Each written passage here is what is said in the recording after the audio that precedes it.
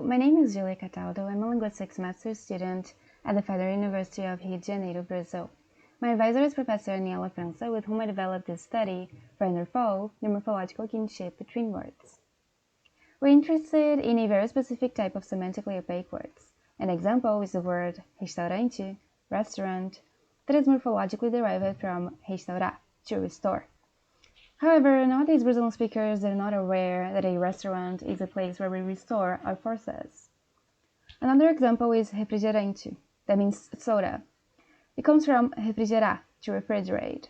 But when we say refrigerante, we cannot see the verb refrigerar in it. The same goes for liquidação, that means sail. It comes from liquid. But again, we do not think of a liquid when we go enjoy a good sail. So these words on the left are synchronically opaque, despite being morphologically derived from those ones on the right. We want to pose some big lexical access questions to this kind of semantically opaque words. So first, we want to know if they're accessed as whole words, or if they're decomposed into their morphemes. Second, how are they represented in the mental lexicon? So due to refrigerate and soda have the same lexical entry or different ones? Are they friends or foes? And is the procedure of words that only have a semantic relationship between them different from the procedure of those who also have a morphologic one? Does the morphological kinship between these words facilitate their processing?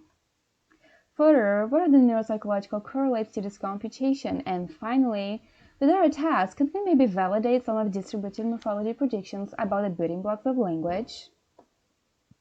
To answer these questions, we ran a behavioral pilot experiment with a cross-model priming test. Our target was written in our primes in a different modality, oral, to try to eliminate an orthographic influence. We had a SOA of 150 milliseconds, and our experimental task was a lexical decision with 6 conditions. In condition 1, prime and target were semantically related. For example, we went from professor, which means teacher or professor, to ensinar, which means to teach. In number 2, again, prime and target were semantically related, but the target had an additional morphological layer. So we went from professor to educação, which means education. In condition 3, prime and target held a morphological relationship and were in fact identical. Professor, professor.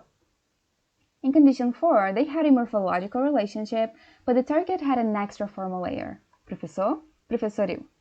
And finally, conditions 5 and 6, which carry our critical words. Targets bear a morphological relationship with the prime that was opaque semantically speaking. In condition 5, the targets were short, and in condition 6, they presented an extra morphological layer. For example, in 5, we went from professor to professar, which means to profess. And in 6, we went from professor to professado, one extra syllable to form the past participle.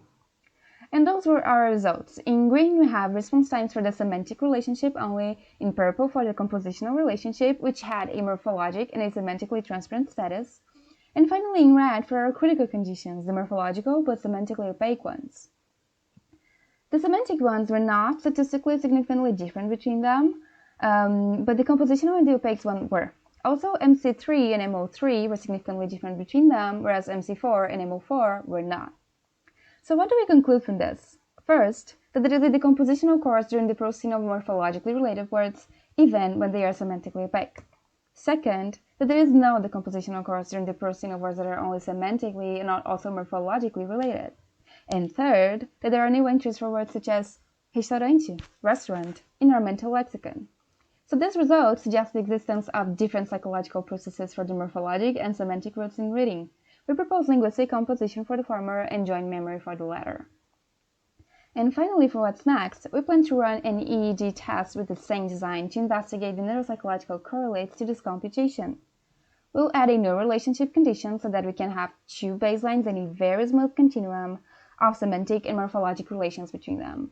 We also want to have a better control of frequency and affix productivity by using a word corpus. And finally, we want to continue experimenting with open priming, but also using a longer SOA. Those are both conditions that apparently disturb the lexical access of semantically opaque words. So we really want to put together a very hostile environment and see if even then we process words and store them by their constituent parts. These are our references, and I thank you very much. We really appreciate any thoughts, suggestions, and critiques you may have.